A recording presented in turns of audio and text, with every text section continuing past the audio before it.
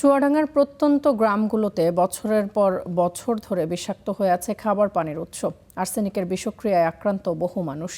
এরই মধ্যে প্রাণও গেছে অনেকের। সংকট ভয়াবহ হলেও বন্ধ রয়েছে আর্সেনিক শনাক্তের কাজ। ফলে বাস্তবে আক্রান্ত মানুষ থাকলেও সরকারি হিসেবে রোগী শূন্য।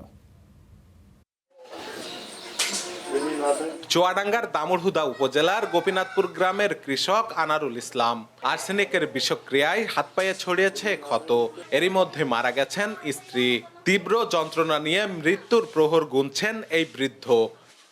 কাদা পানিতে গেলেই বন্ধ করে, পছন্দ ধরে, আর ওই ফুসকুড়ি হয় হই তোমার ওখান থেকে পানি বেড়ায়। একই চিত্র আশপাশের গ্রামগুলোতেও। অধিকাংশ মানুষই আক্রান্ত আর্সেনিকে। রান্না খাওয়া আর নিত্যদিনের ব্যবহারের টিউবওয়েলের পানি যেন অভিশাপ হয়ে দাঁড়িয়েছে।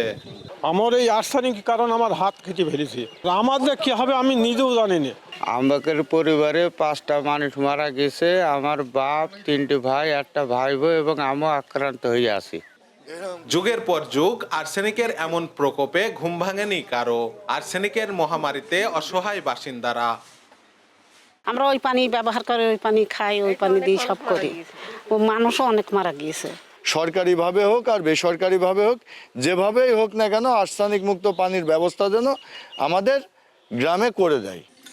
বেসরকারি সংস্থাগুলোর তথ্য বলছে, জেলায় 50% গ্রামের টিউবওয়েলের পানিতেই পাওয়া গেছে মাত্রাতিরিক্ত আর্সেনিক। জনস্বাস্থ্য বিভাগের তথ্যও উদ্বেগজনক।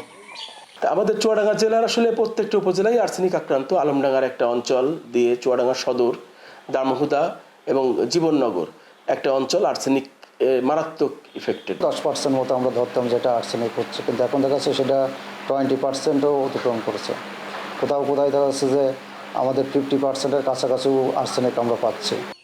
এ যখন মাঠের চিত্র, তখন স্বাস্থ্য বিভাগের খাতায় শনাক্ত হওয়া রোগী শূন্য। বাস্তবতা হলো আর্সেনিক পরীক্ষায় বন্ধ। ফলে রোগী শনাক্ত হচ্ছে না একজনও। মাঠ পর্যায়ে যেভাবে আর্সেনিক রোগী আগে অনুসন্ধান করা হতো সেইভাবে ব্যাপকভাবে কাজ হচ্ছে না। 2003 সালের জরিপে 27.73% নলকূপে পাওয়া যায় মাত্রাতিরিক্ত আর্সেনিক। এরপর থেকে আর কোনো পূর্ণাঙ্গ জরিপ হয়নি।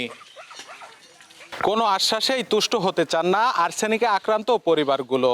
চান সমস্যার স্থায়ী সমাধান। সুস্থ জীবনযাপনে দাবি নিরাপদ পানি ব্যবস্থাপনার। জহির রায়হান সোহাগ, স্টার নিউজ, চুয়াডাঙ্গা।